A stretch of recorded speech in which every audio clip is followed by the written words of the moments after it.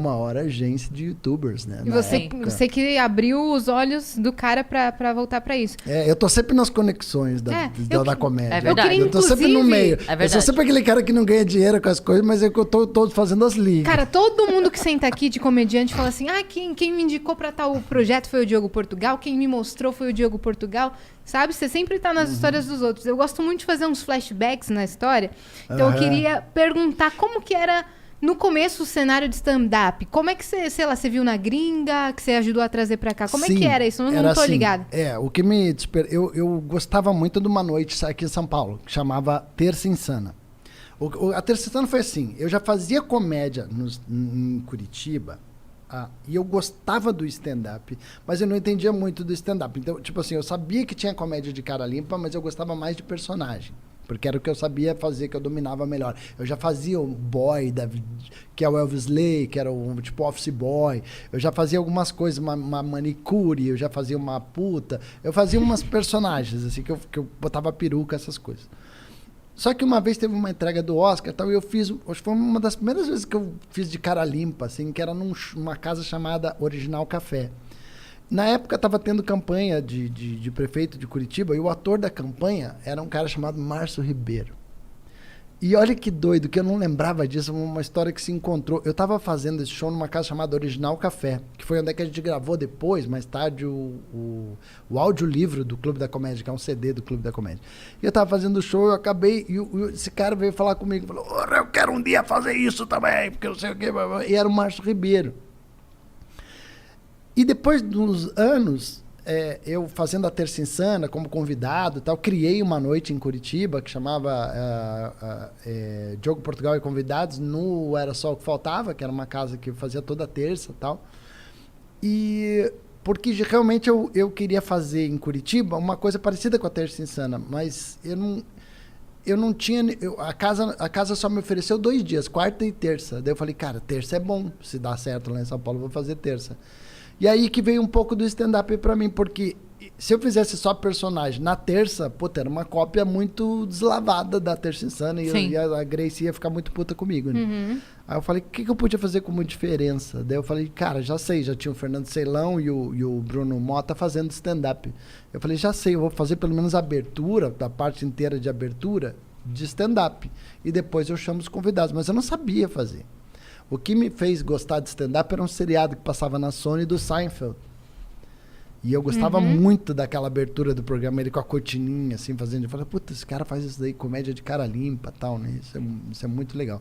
Então foi meio que assim que aconteceu. Não sei se foi essa bem a pergunta. Acho que eu É bem isso. dei uma jogada aqui. É isso, como é que era o cenário antes. E aí depois, você que ajudou a levar pra TV e disseminar? Então foi isso? Então tá. Então o cenário era assim. Curitiba, fama de uma cidade que ninguém ri, não sei o que lá, que é balela, né? Porque a galera começou a gostar e consumiu muito o produto, assim. Então, começou a dar muito certo essa noite, de personagem. Um belo dia, e eu já estava começando a querer fazer stand-up e tal. Um dia eu recebo no Orkut uma mensagem da Marcela Leal. Diogo, estamos querendo fazer uma parada aqui também de stand-up.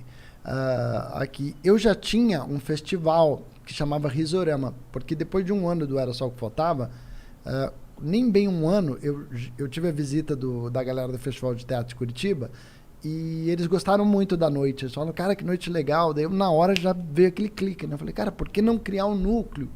Eu tinha ideia, mas eu não tinha o dinheiro para fazer, né? E por isso nós somos sócios até hoje.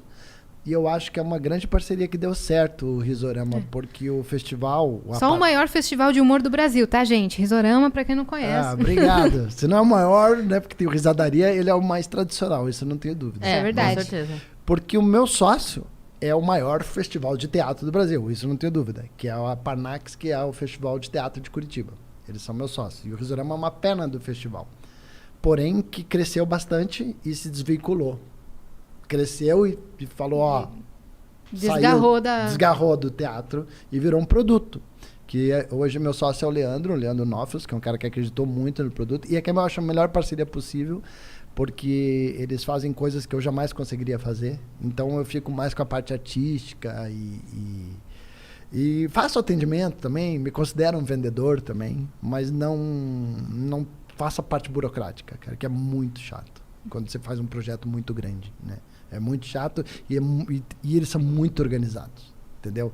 Organizados assim no sentido de não tem falhas, saca? Entendeu? Eles que cuidam de hotel... Tanto que não tem falhas que ninguém nunca ficou rico com esse festival.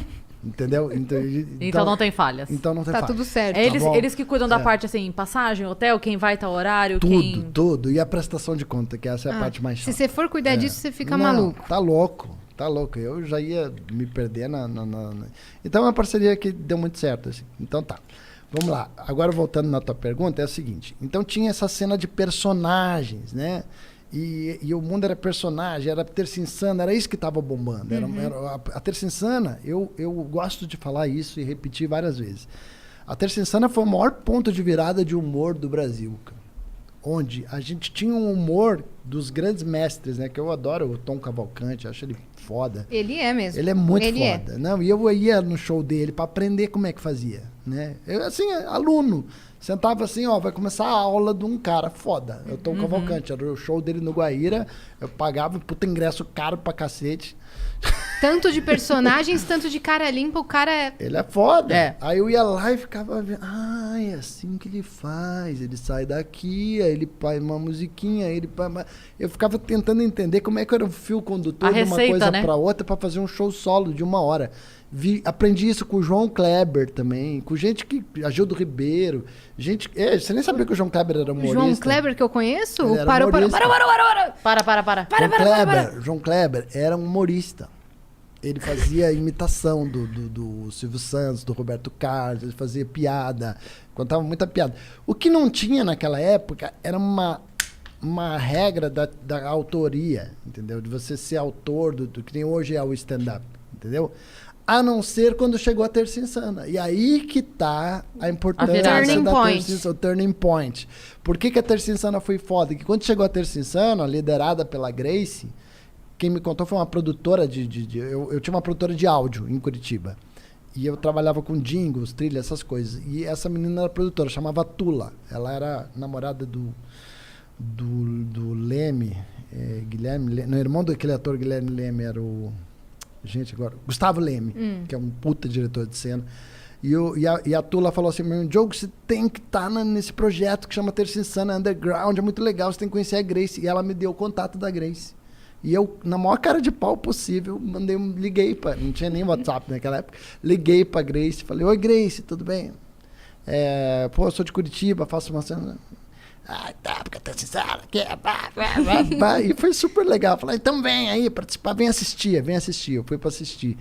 Aí fui lá assistir, cara, chego lá, tá Marcelo Médici no palco, Marcelo Mansfield, Otávio Mendes, Sidney Caria, que era um cara que era genial também, a Grace, e posso estar esquecendo alguém. Eu acho que o elenco era esse, na época. E aí eu fiquei, maravilhado com aquilo, porque eles faziam texto próprio. Sim. Era tema.